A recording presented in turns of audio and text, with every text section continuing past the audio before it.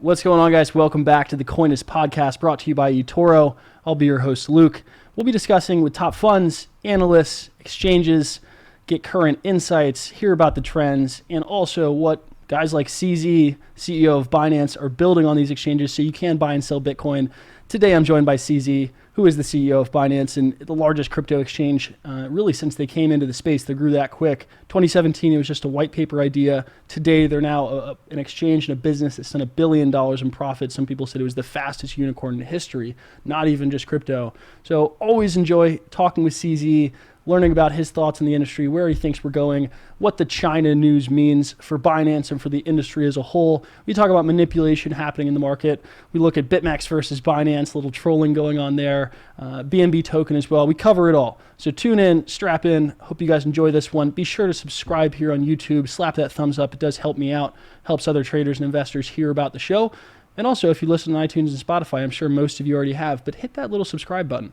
Because when I do have a new episode with, let's say, a top fund, you want to hear a strategy they're using, or an analyst, you want to get a new angle, or you want to hear from Binance or BitMEX or Bybit or whoever it might be about the new products they're offering so you can buy and sell Bitcoin, you get a little notification when I go live. So you'll enjoy that. Hit subscribe. You won't regret it.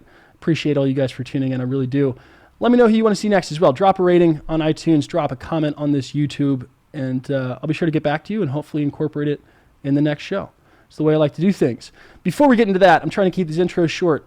This show is sponsored by Bybit. I've been working with Bybit since the beginning.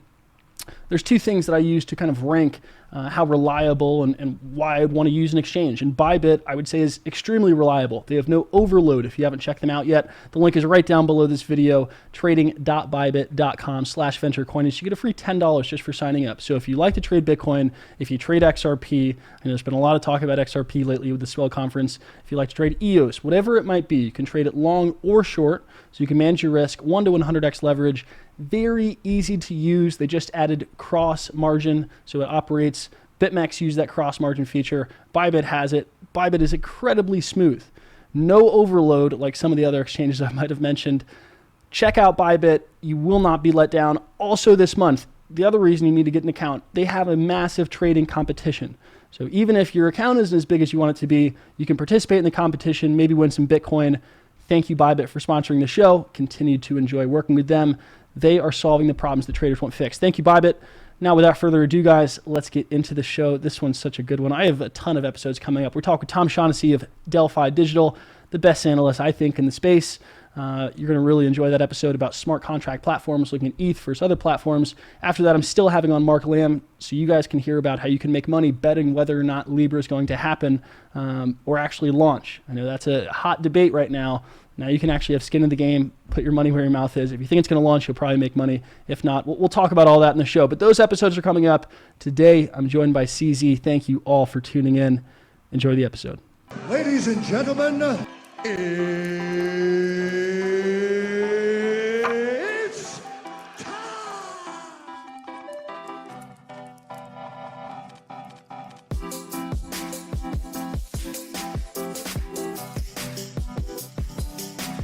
You are listening to the Coinist podcast. I am joined today by the man himself, CZ, CEO of Binance. CZ, how are you doing today?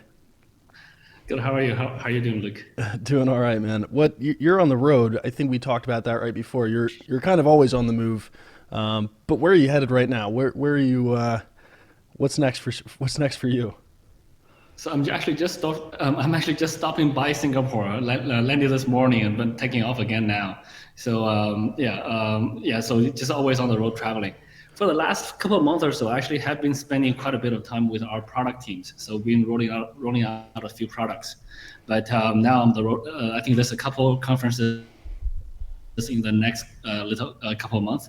So I'm going to be on the road again. Oh, nice. It's been too long since we talked. I think we spoke last in April was when you were on the show. A couple things that have happened since then. I'm just going to list them off. I saw Binance you just passed the 1 billion profit mark. You've launched the derivatives margin platform, that product. I saw Aaron Gong talking about it last night. When we talked in April, that was a long way away, potentially doing margin, things like that. That's cruising. You also expand to the US. We're going to hit on all those different things. But first off, I mean, you're kind of always moving at this breakneck pace. Does it feel like a bull market to you right now? That's kind of what I want to start with. We've almost gone through a bull and a bear cycle since we last talked. What does it feel like to you on your side of things? You get a different look at the market. Sure. I mean, from a market perspective, I think it feels very much like at the beginning of the bull market. We had Bitcoin's already recovered quite nicely. Well, it went up and down a bit, but there's always going to be fluctuations. The other coins are also recovering quite strongly now. So it does feel very much like the beginning of the bull market. But again, I'm not a very good technical analyst, and I'm not a very good trader. So don't take my word for it. But all data is showing that things are recovering. So the user registrations, the trading volume, the user activity, all the data are positive now. One of the metrics that I use, and I use it kind of jokingly because I never really made too much money on referrals. I just never wanted to shill them too much. But so you posted on Twitter, Binance posted on Twitter that some referrer made $100K a week using his referral link on Binance. And I used to use that as a metric. So even if it made X amount of sats, I was like, oh, maybe retail and a lot of individuals are trading again. That's pretty crazy, right? Volumes aren't really where they were. They've actually kind of dropped off since July, but I mean, 100K a week's big. That's pretty crazy. Yeah, actually, so it's actually not that abnormal. It happens quite a lot. When market's moving, people trade a lot, and we have a large number. We have we have a number of guys who have a large number of referrals. They're KOLs on Twitter or on social media, or they have a following. And then those guys, some guys that's their entire business. But it's actually a very interesting, decent. Relatively passive income. Like once you refer a user and that guy trades, you don't have to do very much. We take up all the rest. So it's really just only focusing on the user acquisition part. So they typically do quite a bit of education and just helping users out. And but yeah, some of the guys do make a lot of money just doing that. Yeah, that's a healthy income. I might need to look back into this Binance referrals. All right, let's get into the good stuff.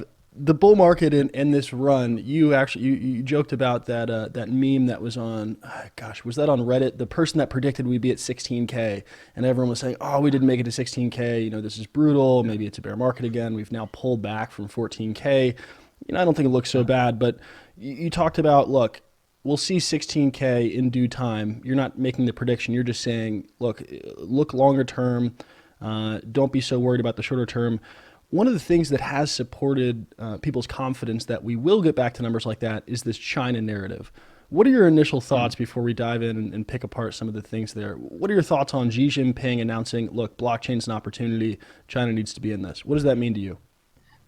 So honestly, I was quite surprised that he said President Xi Jinping said that so quickly, and I was in Russia at the time, and some people were asking me, and I was commenting that Mr. Putin would probably do it first, but that came out of a little bit out of left field.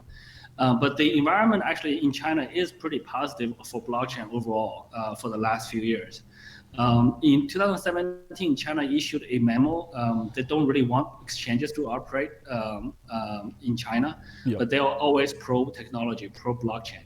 So, and I think given the fact that the country's president publicly saying that we need to do this, you can see that China's interesting. China is very centralized, and President Xi Jinping is probably one of the most powerful presidents in China's history. So when he says something like that, there's a lot of influence. Now every company, every bank, every financial institution, every internet fintech company, they're looking to do something blockchain now. So, and the fact that there's kind of a green light on blockchain means that people will spend time. There's like 1.4 billion people will start learning about blockchain, understand what it is. So I think that's really, really positive for our industry. But also at the same time, I want to be clear that China did not say anything about Bitcoin. Yeah. So I think China's mentality is let's push blockchain technology. The central bank's going to issue a digital currency. Let's promote that. I'm not sure how well that will now work, but I think for me, the more choices people have, the better. So typically, I think any adoption into blockchain, even though they're pushing a centralized currency, I think that still educates a large number of people. So I think that's super positive for us. and I think the market price have reflect that.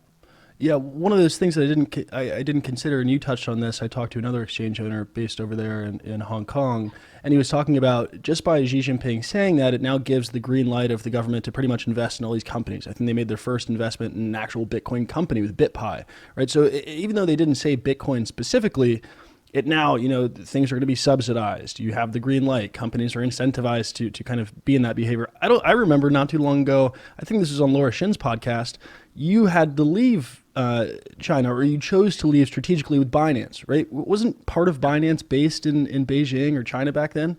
Can you walk us through that? I mean, it's a much different time now, right? Where it's welcoming blockchain, probably welcoming Binance. Sure. So again, we started in 2017 in Shanghai. So we had a small team in Shanghai back then, and then China issued a memo saying they do not recommend exchanges to run in the country.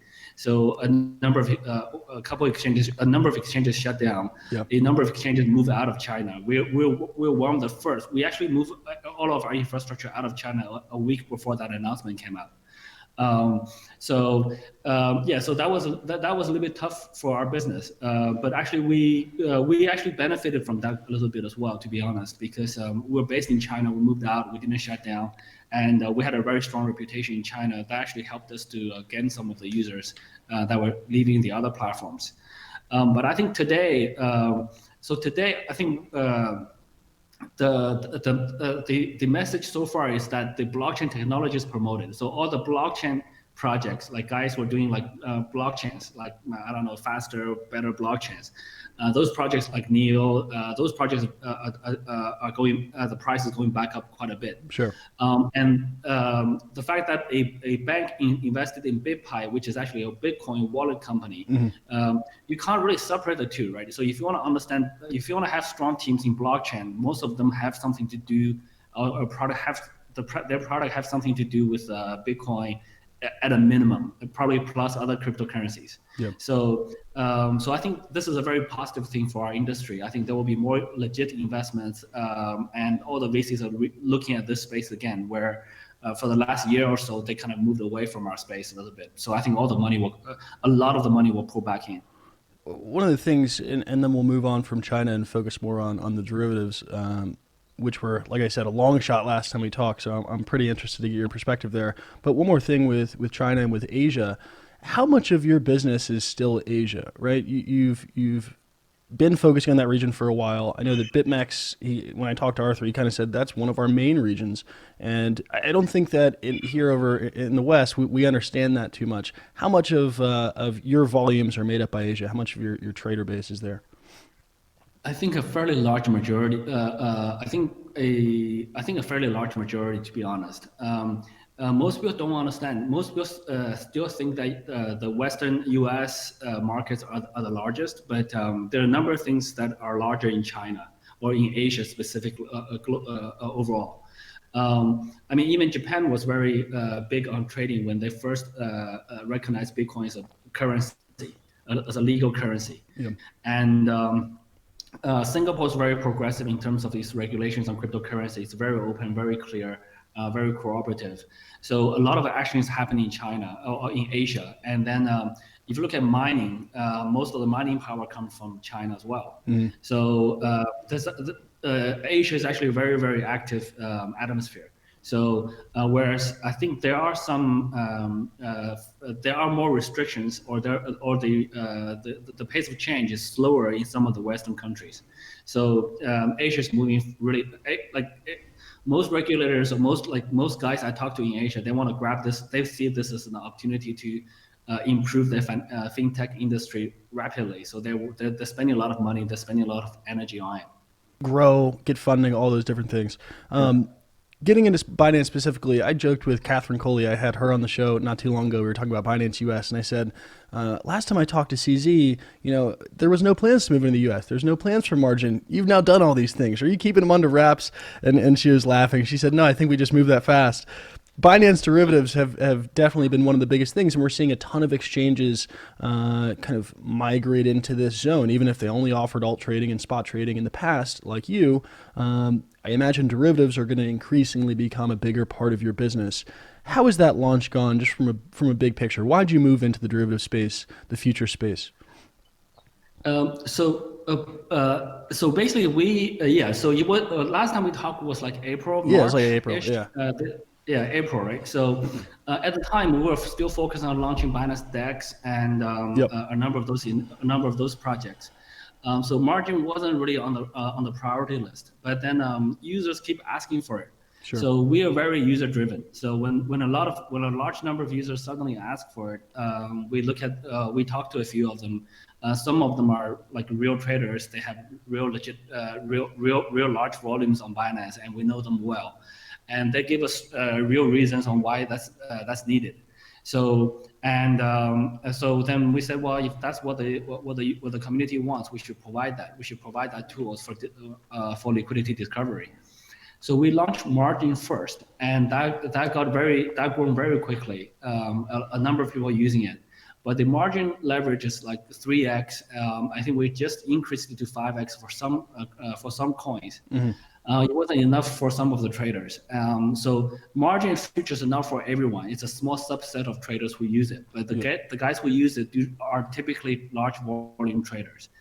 Because when you trade very large volumes, for example, if you trade like 1,000 BTC or 10,000 BTC in volume a day, so you buy and selling very quickly, you don't want to have like 10,000 BTC sitting on exchange. So you want to have leverage. So you want high leverage. That's what some of the real advanced users want. And our futures volume, as you probably know, have already eclipsed 4 billion in a day. And that's more than the spot trading for Bitcoin on Binance.com. And the margin trading volume is already accounting for like a significant percentage of the spot trading as well. So both of those products, we actually did the right thing by listening to the users, and so it worked out quite well.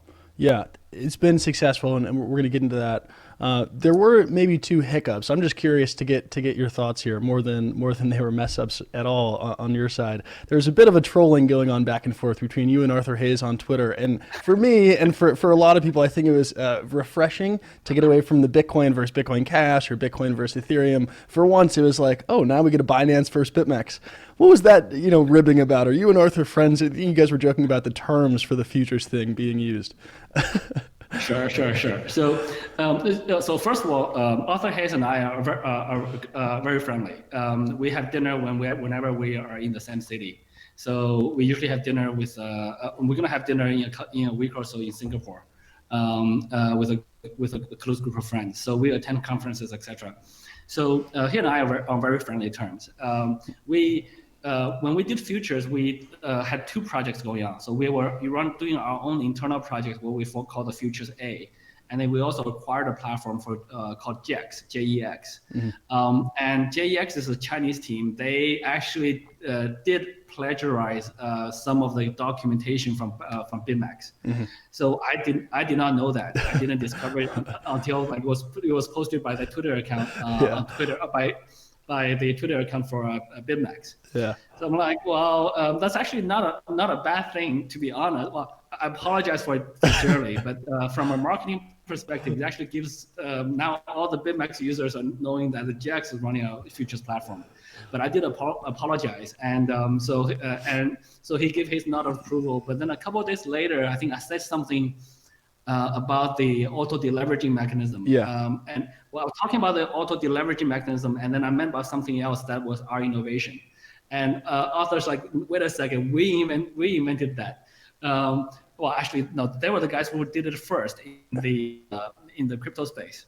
Yeah. So there was a little bit of that again. I think basically, for us, it's really just we're kind of half joking around, half kind of bashing each other a little bit. But it's friendly. Afterwards, there's a couple multiple instances after that where we needed his help. He actually proactively provided it. Mm-hmm. He needed we are arranging dinner next week, so it's all good. It's fine. We're we're nowhere near as bitter as some of the other like sort of debates, competition going on in the space. The other tribes going on. I was wondering if there was going to be an all out exchange war, but no. I figured as such. It was fun to watch, anyways. There also has been. I think it's probably healthy, and as you just said, you work with Arthur on some of these things.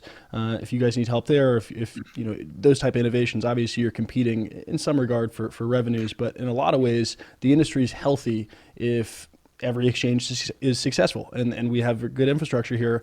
There's been some issues with exchanges lately, right? I don't want to throw any exchange under the bus. I think everyone listening probably understands the news, but there's been misprints on indexes, the way those things are calculated. Sometimes there's a thinly traded future, a thinly traded derivative on one exchange that gets kind of brought down and it can cause cascades on another exchange.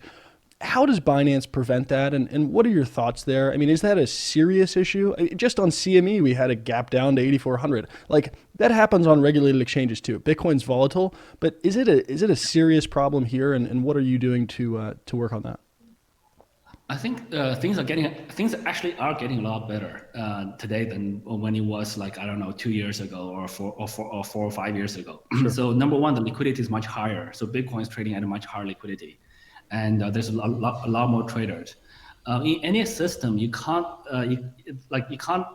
guarantee 100% no issues, right? So systems crash, servers crash.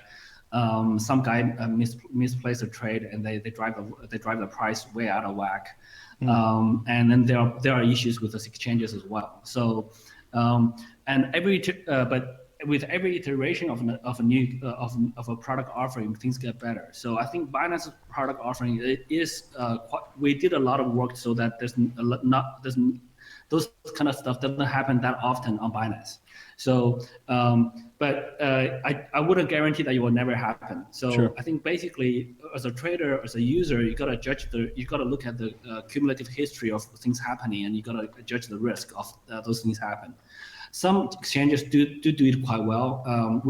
For example, we recently had a user who his Android app had a small connection glitch, and he misplaced an order, and he discovered it quite quickly, and he lost a little bit of money on it, and we made them whole because there was a network glitch bug kind of thing. Yeah. So we discovered that quickly and fixed it. So this kind of issues happens all the time. To be honest, it happens quite frequently. But when it happens on a large scale, affecting a large number of users, then it's not good. Yeah. But I think everyone's trying to work very hard to solve those problems. But I think always we spend a lot of time to try to make the Binance futures to be very resistant to this type of problems. So far that's worked quite well. Even on days when the volume is like really spiky, Binance futures is really, really stable. In fact, Binance futures is actually much more stable than the spot exchange. So we're gonna have to reiterate the spot one later. Why is that? Is it how is the matching engine able to handle that? What is it, a matching engine thing, or is it a website? What's the difference? Well, I think that there's a number of potential issues that could come up. I think the number one thing is actually just liquidity. If there's not enough liquidity on your exchange when the price moves, and when one person gets liquidated, and then the exchange is selling liquidating that guy's position. If there's not enough liquidity, if the order book is not deep enough, then you get into a cyclic sure. Flash crash problem. So there are multiple technical ways to resolve that, but fundamentally you got to have some liquidity. Number two, the system has to be stable, right? So when you're running a futures exchange, it's a much higher pressure than spot. With spot, the price moves, you lose whatever, like you gain or lose whatever the fluctuation is. Mm-hmm. But with futures, when the price moves, given the high leverage, you could lose everything. So the risks are multiplied there. So people are much less tolerant of system failure, system unavailabilities, etc. This is the reason why we launched futures 2 years after we launched the spot. So we actually had a lot of time to refactor quite a lot of the matching engine, a lot of the technology stack. Mm-hmm. So this futures matching engine is really like it's quite a bit different from the spot matching engine now. Mm-hmm. So updating spot, it will require quite a bit of work. So we have to reverse port that into that. So it's going to happen sooner or later. But as Binance futures is actually a really new and strong platform. Yeah. Yeah, so this is interesting. I wanted to get into this, and I mentioned earlier with altcoin volume. Sure, it's coming back a little bit like Bitcoin volume did, but I imagine altcoin volume, at least the ones that I look at, are still down substantially from where they were, early 2018 or mid 2018 or 2017, obviously, and a lot of exchanges going to derivatives and offering these futures. That's probably a very important part of your business now going forward, right? Especially if there isn't. I think there's less tokens coming online, less, hundreds of ICOs every single week. A lot more of the focus is kind of concentrating on Bitcoin and specifically in derivatives. And that's what's happened in most commodities. That's what's happened in gold. It's most volume eventually goes to derivatives, right? Because you don't really need to hold the underlying for a lot of, especially financial institutions. They just want exposure to the price. How important is this derivatives, business going forward? Could Binance futures become bigger than everything you're doing? You said it's already, able to operate maybe a little bit more smooth. How big is it going forward? How big is that focus? I think we're gonna see. It's my belief we're gonna see the same thing, that the derivatives market's trading volume is going to be higher than spot for crypto. It's probably going to be 10 times higher, just similar to what was happening in the traditional financial industries. As you said, trading when the big institutions, when the serious traders trade, they don't really have to hold the underlying, and having high leverage means much less capital being tied up with that trade. So it's much cheaper to trade. And also, Binance Futures is one of the cheapest lowest cost in terms of commission fees. We're about 7 times cheaper to trade in terms of commission fees we charge. So and I also agree with you fully that we are unlikely to see the kind of market in 2017 where like there's thousands of projects, each just with a white paper are able to raise millions of dollars in the ICO, and then on the secondary market, there's still more money chasing them, going like 5x, 10x. I don't think that's going to happen, but I also don't think that's healthy. So that was not a healthy, sustainable situation. Sure. So right now but I do very strongly believe that blockchain will stay, and the cryptocurrency industry will stay. The Binance will stay. And we are facilitating like somewhere between 10 to 20 projects through our launchpad, so the IEOs. And I do strongly believe that helping strong projects to fundraise and to grow in this space will help this space grow. And eventually the same engine will be able to help other projects in other spaces. So I think given the lower number of projects going through Launchpad, doing IEOs, actually means we are able to select from a very large selection, but with only a few gets out. So the quality of the projects are actually much stronger, and I think the industry is actually healthier. So I think that will continue. But it may take some time to get like to 1,000 projects again, because if we're only doing like 10, 20, 30 projects and plus a few other exchanges doing it, it's going to take a few years. But I think the quality of the project coming out are much stronger now. Yeah. Last thing here with the futures, and then I'm curious to get your take on all the U.S. expansion. A couple of different angles there. With your futures, I think you said traders like the added leverage, and FTX, I think they went to 101x leverage to kind of troll BitMEX. BitMEX has the 100x leverage, which is always kind of the big sticker number. You have 125x. What's that about? Are people actually using 125x, or is that just to have the highest leverage available? So people are using the 125x leverage. We are very cautious recommending that to people. We do have to do some advertising to sort of push it. But one of the reasons we choose 125 is if you divide 1 divided by 125, you get 0.008. Which is actually a nice and finite number. So instead of if you divide 1 by 101 or 102 or 105, it's infinitely it's not divisible. So that plays a little bit. We also wanted to say, hey, look, let's push it a little bit further. Binance do have one of the best spot liquidities in the industry. So we have a very strong position to sort of hedge against the spot market. So having that actually makes it a lot safer for us to offer higher leverage. So so far it worked out okay. Yeah, I was curious. Arthur, I think a while back he said he's going 200x. So if they go 200x, are you going to go 250x? Are you going to always be the highest leverage? No, so it's not that's not the competition. So the Okay. competition is really Okay. just offering people what people want. Sure. And to be honest, it's not really a competition either. Even though we do have some users who overlap for sure, but there are differences in the way we offer our products and user segments, etc. So Definitely.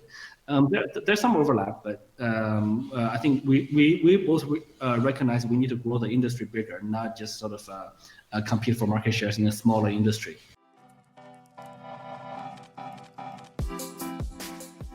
Yo, what's up, guys? Quick break in the action before we continue the rest of the show. I think you're going to enjoy the end of it, but we have a quick message from the official sponsor of the Coinist podcast that makes this all possible, and that is eToro, the worldwide leader in social trading. You might have been hearing about eToro a lot lately. I'm here to bring you some news. They allow you to trade stocks, CFDs, commodities, and cryptocurrency. And especially here in the US, they just launched in the US, they have a new feature called Copy Trader. If you're unfamiliar with Copy Trader, it allows you to click or search any trader that's trading Bitcoin, XRP, ETH, all those different things, and choose how much of your portfolio you want to copy. So if they're placing trades, they're an active investor, a trader, you like to see what's in their portfolio, you can choose to maybe say have 10% of your funds copying that person. I'm going to show you guys how easy it is. You click on their profile, you can see the different stats they have, you can see what they're invested in. Very easy to visualize. The platform is incredible. Maybe the best crypto platform I've seen to date. Once you click on their name, you can scroll down, click copy with however much you want to copy. You can see their recent trades, see their performance every single month.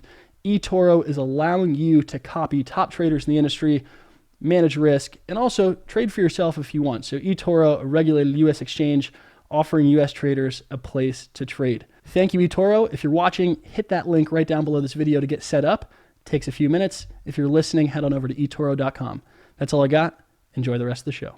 Yep, that makes sense. I just have to ask because there's a ton of people that get obsessed with the 100x number, and I saw Binance push it to 125, so had to go there. With the US expansion, the other thing that in our last conversation, I didn't think was going to happen was this move to the US. And I asked about his Coinbase competitor. You said, not really. We do something entirely different. We're kind of in this scene. They are the regulated US market. We're just not competing for that. You've moved to the U.S. and, whether or not you view them as a competitor, I know you guys both want to grow the industry, but that is the industry you're in. That is the space you're in now. What eventually changed your mind? I know it happened pretty quick. I talked to Catherine. It happened really quick. What changed your mind there? So it's actually, we actually, so I think I have a contrarian mindset. When everyone's focused on the U.S., I'm like, no, we don't want to go there and just get overcrowded. And this like U.S. accounts for 20% of the global GDP. It's fantastic, given that it's only 4% of the population. So great, but there's still 80% of the market out there. And so when we started, we were attacking that market. We specifically like sort of not attacking the U.S. market. But more recently, there's a lot of companies leaving US, and we said, well, if everyone's leaving the US, then they might actually create an opportunity to properly service it. And also, before there's multiple factors. Our resource, our capability, or our bandwidth is also a limiting factor. We do all of my team do speak very decent English, and a number of them were born in America and grew up in America, etc. And so we kind of know the American culture to a large degree, but we just didn't have the bandwidth to service that market before, because that market does take a lot more overhead on the regulatory compliance, etc. Mm-hmm. So we didn't have that capability. But then also very recently, we found the right partner. We had the right structure, so everything came in place at once. So it wasn't so much planned. But given the opportunities are right, we just said, let's do it. Our execution speed is very fast, so we can launch an exchange in a couple of months, and we continue to iterate after that. So far it's growing very healthily. I think we hit like 15-30 million US dollars per day in trading volume. That's not huge, but it's already like a significant percentage of some of the established players there. Yeah. So there's a little bit, again, there's a little bit of competition, but I think with competition now, the fees are going to come down for the users. Yeah. We offer much lower fees, and the service is going to get better. So some competition is healthy. Yeah, I saw that. What else are you going to do to kind of, how do you think you win in that market? And not specifically Coinbase, I'm not picking on them, but I've seen a lot of exchanges, whether it's, I will pick on Bittrex because I think they did a pretty awful job of trying to keep users engaged, trying to keep traders in their platform. It's like they, delisted everything. A lot of exchanges in the US have tried to do it, then they back out. They say, we can't get our volumes going. How do what's different for Binance? How can you guys do it other than just being able to execute quick and showing that you can execute all over the rest of the world? Is it adding tokens that other traders want? Is it, being able to reduce your fees because you can probably take that risk? What is it that makes Binance win in this market that's been so tough for other exchanges? I think we got lucky I think we got very lucky in the sense that we had a very good product. We had a team together, and we built a very strong product over the last couple of years. Yeah. So to answer the question, to answer your question about US, I think there's multiple factors contributing to the success of any exchange. So I think we got lucky that we have a very good product. The team was able to build a very solid product that works quite well, and a number of other exchanges copied our UI. But if you look under the hood, if you're an API trader, you're going to discover that the Binance matching is much, much, much faster. So, and we also constantly raise the bar for customer support. And Binance started as an altcoin exchange, so we always aim to offer a large selection of coins. And we also offer very low fees. So all of those things considered, I don't think there's any one thing that contributes to the success, but you have to sort of have the combination of all of the things to provide the best service. And the other thing with the U.S. that I was curious about, and I think traders will compare it this way, is some exchanges offer FDIC insurance. I think Gemini was one of the first ones to do it. You have the SAFU fund, which even when you had the hack, we'll call it, way back, even though no user funds were lost, you had the SAFU fund to cover it. That didn't apply to the U.S., but now you do have insurance. Is that correct? Binance US does have insurance? Okay. So how does that work? If everything in there is insured, or just USD, or it's all these exchanges are almost becoming like bank accounts in the U.S. But how does that work? To be honest, I'm not an expert on that topic, but my understanding is Binance.US, which is ran by our partner there, do have FDIC insurance, up to like a certain amount per user. Yeah.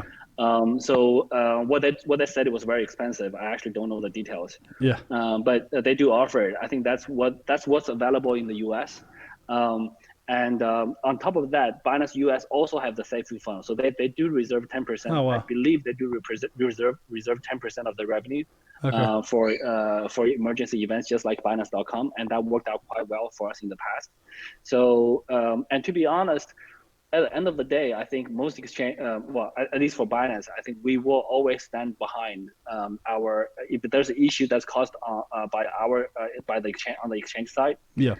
Even if the SAFU funds gets depleted, we're happy to take our profits or take our whatever reserves and cover that. So protecting users is a very fundamental principle. It doesn't matter which country, doesn't matter what kind of insurance you use. I think just something you have to do. Yeah. Do you think the U.S. one day will be a bigger chunk of your business? I know it's growing and it is growing pretty quick, right? But even just comparing U.S. exchanges to Binance and the behemoths, the rest of the world, we just don't stand up that big. Once regulatory clarity gets kind of sorted, is the U.S. going to be able to expand, or is it always probably going to lag behind Asia? So again, I don't think there's any set rules or any patterns that says that US have to lag behind Asia, or Asia is really ahead or really behind. We have seen a lot of fluctuations in the market.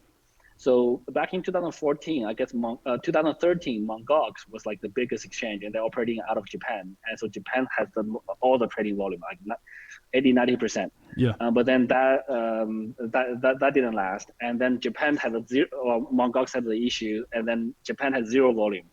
And then the Chinese exchanges had zero fees, and the trading volumes were really high. And then so things change, fluctuates all the time. And then in 2017, in April of 2017, the Japanese government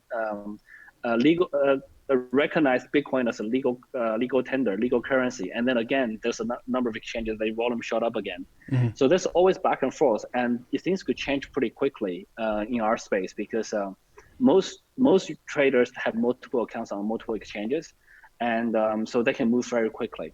So I don't think the future is set. I think the key is really just to push forward, give entrepreneurs the room to grow.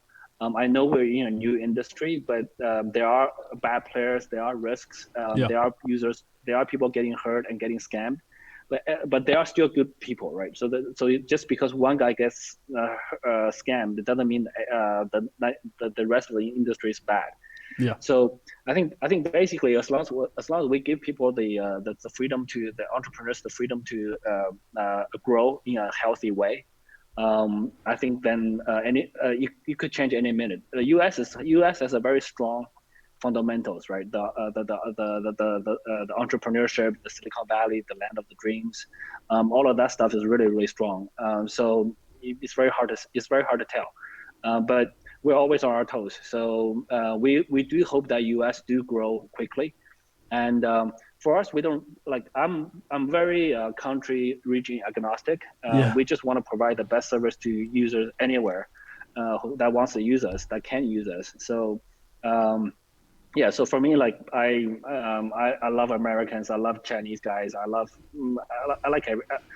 don't hate anybody. So, Well, I appreciate that because for us U.S. guys, I'm glad that we continue to hopefully have options trading going forward. For a little while, it was scary. It was like, well, are we going to have anything? Is it just going to be Coinbase? So it's at least nice to see Binance US moving in, eToro, a lot of big exchanges that were worldwide moving into the U.S. Love to see it. One thing that you're also kind of always pushing forward with, let's say, is Binance Coin. There's hundreds. I saw this chart. I don't have it up. I'll try to pull it up when I edit this video.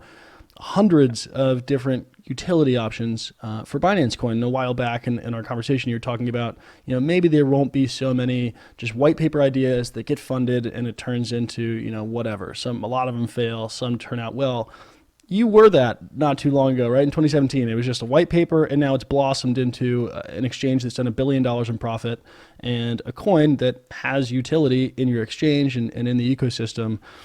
What are some new ways is there anything that you're looking to add to Binance Coin or new utility you're looking to add? I saw on Twitter, I asked, what do you guys want to see? What do you guys want to see asked? And I saw it come up a ton. Someone said, are we going to have Binance cards, like Binance debit cards? Right. So people were wondering about that. Is that another way to add utility, or do you have something in the works? So I think for Binance Coin today, I'm definitely still pushing very hard and spending all my energy on promoting adoption. But I'm a very small part of that ecosystem now. Yeah. There's so much happening without me knowing even, and I find out afterwards. So of the 150 or so use cases in the infographic, I only have contact with 30 of them. The rest are sort of just community-driven projects now. So I actually can't predict what people are doing with BNB, what projects are working on. I actually don't have all of that information, even for me. Yeah. So, and that's a really good thing. I think Ethereum is kind of in that kind of similar situation. Bitcoin's definitely in that situation. So I think that's a very good trend. And but for me, I do try to spend all my energy sort of contributing to the ecosystem. So we're adding more products on Binance, but then we're looking at a few other new things to dive into. Like, I think gaming may be a pretty interesting area. That most games have a token or a score, or every game have a score system, and most games have a credit or token, or virtual items that you can buy, etc. Sure. And most games are cross-border, right? So they have users from every country, from all around the world, and no one payment method works well for them. And I think crypto is a really good option for that. So I think that's one area. I think that could be really, really exciting. I think e-commerce is a little bit still too far ahead, to be honest. It's too early. Yeah. Because the incumbents are doing a really good job, and most people buy things from one geographic location. They're okay to use the payment method for that geographic location. So, but I think eventually e-commerce will come as well. And there are many other potential use cases for cryptocurrency. I'm not going to be able to iterate through all of them, but Yeah. we try different things in different areas, and we'll see if any one of them stick. Yeah, one of those things that as I look at exchange coins, it's like almost all of them have this buy and burn mechanism that Binance Coin has.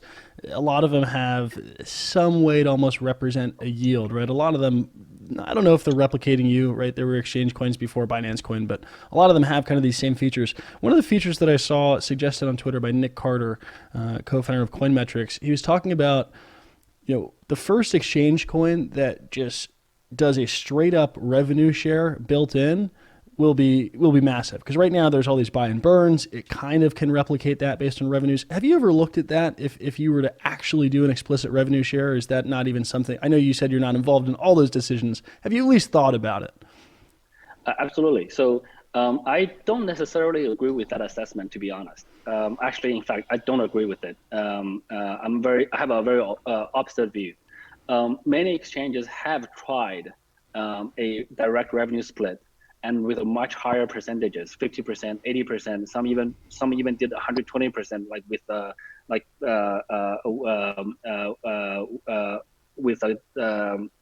paying out of their own pockets, Yep. in addition to the revenue shares. But I think those models are innovative, but not really innovative, but they've been tried. So it's not true that there's no exchange who have tried that. Many exchanges have tried that. There's balances in that model, whereas there's two big problems with that model. The one is the balance. So you can go like 100%. So that means you're not making any money yourself. Any revenue you get, you share with everybody, and then you're just burning your VC's money or whatever other money you have. Sure. But then you're not going to be able to grow very fast because you don't have money to invest in yourself. You're not hiring people. You're not growing teams. You're not buying the best servers, buying the best security technology. So all of those things cost money. So then you can't do 100% split. So which then is 90% the best number, 80%, 70%, 20%, 10%, 5%, 0%?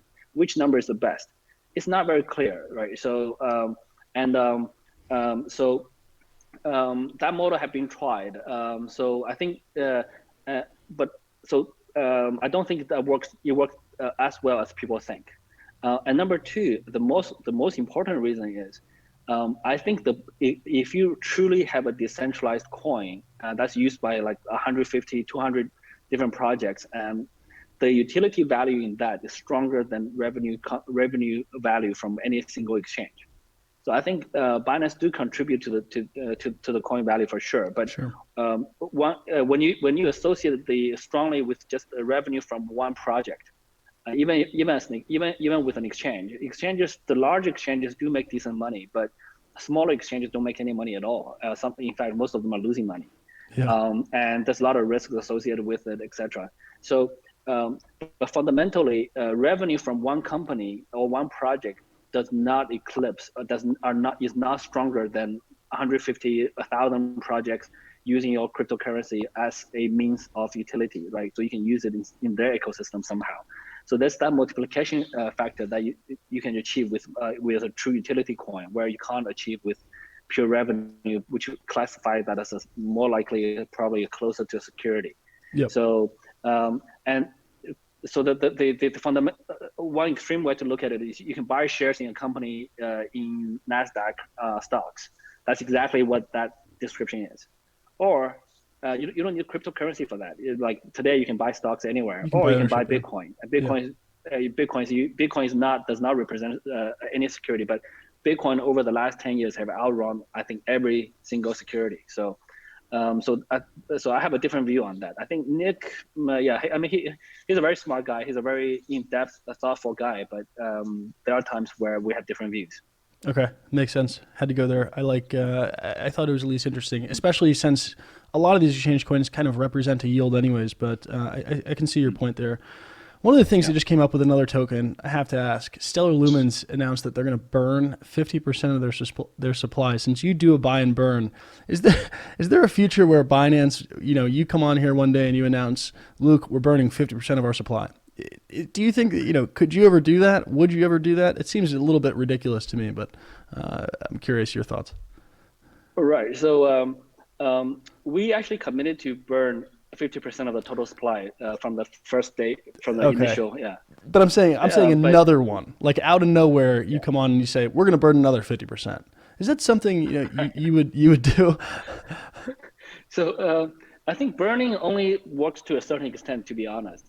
So you can burn 99% of the coin. You can burn 99.999% of the coin, and so if when you do that, it shows a couple potential. Well, when you take it to that extreme, right? You can show a couple of different potential problems. Number one is if you're able to burn 99%, that means your token never had distribution anyway. So Yeah. only 1% is out there. You somehow able to buy back 99% of it. So we're not able to do that. So we're committed to burn 50% total supply from the day we were issued, but we actually don't have the capability to do that today because we don't hold that many coins. And there's and also let's say you burn 50%. Mathematically, you should just double the price of your coin. Right. So let's say nothing else changes. Yeah. Your coin is still used by the same number of people. It still represents the same kind of value, utility that was before, but now the supply suddenly reduced by half. But if it's just you holding all of that anyway, you're reducing that. Unless you spend that much money to buy half back again from the market of the remaining stuff that's on the market, then the price is actually not gonna double mathematically. Yeah. Psychologically, a lot of people may like it and buy it and cause price to go up and down. That's kind of hard to predict which way it's gonna go. That's gonna work differently for different projects. Yeah. If I just issue a coin that have no utility, that have no use case, and that doesn't represent anything, it doesn't matter how much I burn, the price is not going to change. It's going to be zero. So, or it's going to be pretty close to zero. So I think fundamentally, just burning has some impact to price, but it's a very finite impact. It's not going to cause the coin to go like 5x, 10x, 100x in the long run. Those kind of valuation changes need to come from the utility and the actual value of the coin. Yeah. So there's a lot more to that. So I think some burning, all of those incentives are good. And I think Stellar, given what they're doing, I actually don't know the details behind the thought process of that decision. I'm sure it's a good decision for them. So, but there's a lot more to building value of the coin. So all of the burn, there are sort of direct impacts on the coin. But I think fundamentally, for utility coins, the goal is to increase utility. So you got to just get more use cases, get more people to use them. And if the coin represents a security that's tied to revenue, then you should just grow the revenue of that entity that's being represented. Sure. So burn helps a little bit, but not that much. Yeah. Yeah, not that much. That's what the market's pricing in. It looks like it's up 20% on cutting the supply in half. And you brought up a good point. It's because they didn't really buy that back. They just reduced their own holdings. So an interesting point there I had to ask. CZ, before we wrap this up, have one more question. What do you, and I kind of joke around with this, so don't take it too seriously. Obviously, I don't want you to predict price or anything. But headlines have fun with this. The journalists will have fun with this one. Where do you think we are going towards the end of the year? We only have a month left, or let's say 2020, right? Do we see a new all-time high, or not even getting into all-time high, but thinking about it like this, could alts actually have a resurgence? Do you need to see massive amounts of new people coming into Binance, or is it really just going to continue to be kind of a concentration into Bitcoin as we move along? I know you're not a maximalist, but a lot of people, I think more and more people are transitioning into becoming maximalists based on how poorly tokens have done. What are your views as we look out, right? There's clearly, I think blockchain is going to stick around. China wants to invest in blockchain, whatever that means. What does 2020 hold, and what are you kind of seeing there? You can't predict the future, but I'm curious to see your thoughts on themes. Sure. I mean, yes. So it's very difficult to predict the price, like giving a month out. Sure. 2 months. That's like any prediction I make will be wrong. Me too. I actually don't know if it's going to go up or down. But usually October to December are good periods. If you look at the historic price rises, it very often happens in those 2 months. But fundamentally, I think, as you said, there's a lot more going on in blockchain today than even like a month ago. So I think basically, yes, I'm definitely not a Bitcoin maximalist. I do like Bitcoin. I still do hold quite a bit of it. I sold my house and hold Bitcoin, and I had never sold them. I never added more, but I never really sold any of that either. But in a freedom-driven world, people are free to create their own tokens, create their own cryptocurrencies, and people will do that for sure. So, and they are, in my opinion, they are going to be projects who will have real value, and they will create a token that's representing some value, and they will be able to create an ecosystem to create utility for their coin. And obviously, that's something what we're trying to do. We're trying to work very hard on as well. So I do believe that there are going to be a lot of failure cases, but there's definitely going to be a relatively large number, a growing number of successful cases as well, and some of them will get pretty big too. So I'm not onto one coin. I also do think very strongly the number of successful ones, like disregard the failure ones, the number of successful coins and the market cap of that together is going to grow over time. So not just Bitcoin, but many other coins. So when that I don't know how long it's going to take, but I do know that that's the future. So a lot of people were scared, saying the internet is dead in 2001 or 2000, when Amazon, Google, Yahoo, eBay all dropped in price, and other companies just disappeared, like Webwan, and a lot of other companies, right? Sure. But fundamentally, if you look at, I believe in technology advancements. So technology is not going to go away. We understand the concept of the blockchain. We know how it works, and this thing, like the people who understand it, the guys, we in the industry, understands the impact of this. So I don't know which coins, but there's going to be. I strongly believe there's going to be millions of tokens and probably thousands of blockchains. So that's thousands of coins and with millions of tokens on them.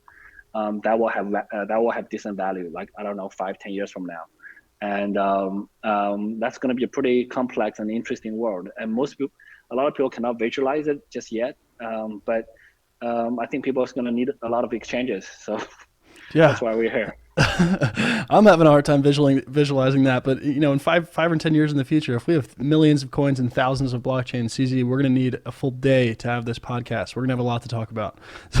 I look forward to it, though. Have a good, enjoy the rest of your trip. Are you doing anything to get away from the crypto market? I know last time we talked, it was actually around your birthday, and you said you didn't buy a Lambo or anything. You weren't doing anything crazy. You're working. Are you still just working? Are you taking some time off in Russia? I saw you do a little bit of Instagram. You were enjoying yourself a little bit. Yeah. So I take a half day or day off here and there, especially luckily, like I was doing a number of meetings, and the Russian guys are very hospitable. So they took me on a river cruise, and they took me to a couple of historic sites. It's the first time I've been to Moscow, so I did a little tourist thing, and it was great. So I do relax once in a while, but I'm not taking extended periods off. I'm not really stressed out, to be honest. There are stressful periods, but overall, I cope with it just fine. What I worry about, if I don't work, I'm actually going to be bored out of my mind. So like if I'm sitting on a beach, sipping martinis or playing golf, those things are no longer interesting. So those things are just going to be boring. So I think in life, I'm actually very lucky to be working on something I really like, I really love, and I think that's really meaningful. So for me, it's not really work. It's just that this is the best thing I can spend my time on. So it's a wonderful opportunity. So yeah, but hopefully in the future, I do hope someone could replace me in Binance. So I do need to groom a successor or a number of candidates. So hopefully in a number of years, I will be able to, I can walk away from Binance. That will be zero impact. It will probably be better, to be honest, because the other guys will work harder and smarter than me, and I can go do something else. I'll find something else. You can book that. That's going to be like that's many years down the road. You can book that tea time. CZ, thank you so much for coming on. This was fun. Always appreciate the updates on Binance. Enjoy the rest of your trip, and take it easy until we talk again. Thank you. Yeah. Thank you so much for the interview, Luke. Yeah. See you later. Thanks. See ya. Yo, just popping up to say thank you so much for tuning into the show. I really do appreciate all of your attention. I don't take it for granted. You guys make the show worth doing. If you listen on iTunes or Spotify, or you watch here on YouTube, remember to hit subscribe. I used to never hit that button, but hit it because it will give you a notification when I have a new hedge fund or venture capital firm, or I have an analyst on where the market's going, or an exchange, so you understand what you're buying and selling. I don't want you to miss these conversations. So hit that subscribe button. And if you're feeling extra generous, want to get the word out, leave me a comment here on YouTube or drop a rating on iTunes. I cannot say thank you enough for those of you who do that. I really do appreciate it. Until next time, move slow, trade well, and I'll see you guys soon.